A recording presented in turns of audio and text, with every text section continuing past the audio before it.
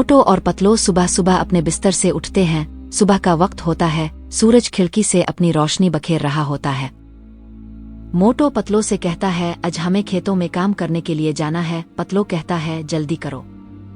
वो सुबह सुबह अपने खेतों में काम करने के लिए आ जाते हैं। सूरज सुबह के वक्त बहुत खूबसूरत नजर आ रहा होता है और फसलें लहलहा रही होती हैं।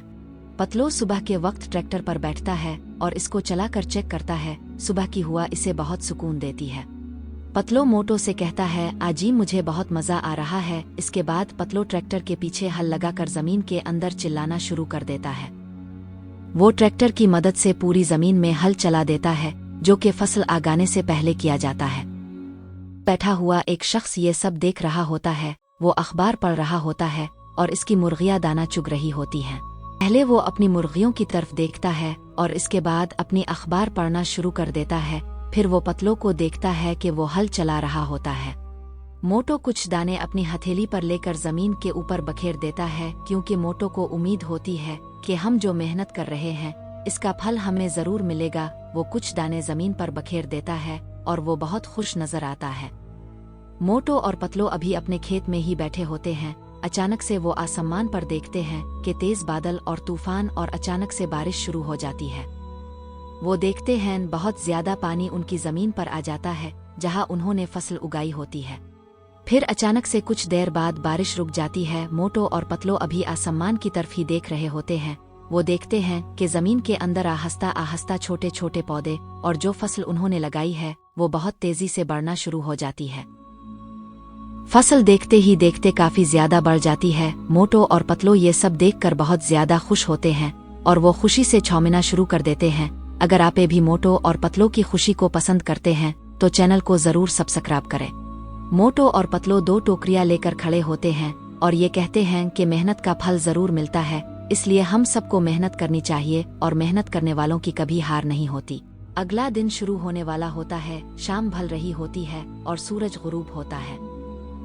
अगले दिन जब मोटो और पतलो अपनी जमीन को देखने आती हैं, वो देखते हैं कि एक गाय हमारी जमीन के अंदर आ हुई है जो कि जमीन को खराब कर देगी। मोटो पतलो से कहता है, इसको जल्दी से बाहर निकालो वरना ये हमारी जमीन और फसल दोनों को खराब कर देगी।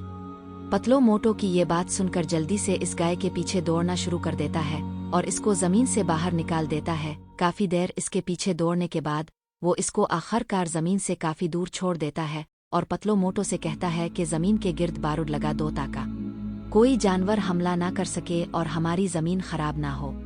मोटो ऐसा ही करता है, जमीन के गिर्द बार लगा देता है ताकि कोई जानवर हमला ना कर सके और शाम का वक्त हो जाता है। मोटो और पतलो सूरज ढलता अपने पीछे देख रहे होते हैं।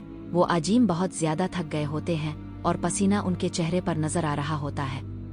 अगले दिन मोटो और पतलो अपनी फसलों में फिर से आती हैं। पानी लगाने के लिए मोटो पतलो के ऊपर पानी फेंकता है और वो दोनों खेलते कूदते हैं और काफी मस्ती करते हैं। इसके बाद वो अपनी फसल को पानी लगाना शुरू कर देते हैं।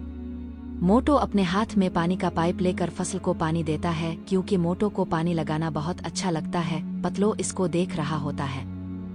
ये सब काम करने के बाद मोटो और पतलो अपनी जमीन से बाहर निकलते हैं और एक बार जमीन को गौर से देखते हैं। इसके बाद वो घर की तरफ लौटने की सोचते हैं और वो घर की तरफ जंगल के रास्ते से गुजरकर चलना शुरू हो जाते हैं। जंगल से गुजरने के बाद वो अपने गांव के रास्ते की तरफ चलना शुरू हो जाती हैं और चलते चलते अपने गांव में पहुंच जाते हैं। अपने कमरे में जाने के बाद मोटो और पतलो अपने बिस्तर पर सोने की तैयारी करना शुरू कर देते हैं। मोटो और पतलो अपने बिस्तर पर लेट जाते हैं। जब वो अपने कमरे में दाखिल होते हैं तो देखती हैं कि आज तो काफी ज्यादा टाइम हो गया है और हमें सुबह काम के लिए भी जाना है। उन सब बातों को करने के बाद वो अपने बिस्तर पर लेटती हैं और सो जाते हैं। मोटो पतलो से कहता है, नींद की हालत में पतलो सुबह हमें और ज्यादा मेहनत करनी है तो जल्दी से सो जाओ। मोटो पतलो की इस मेहनत को देखकर अगर आपका दिल करे तो मोटो पतलो को सब्सक्राइब कर दो।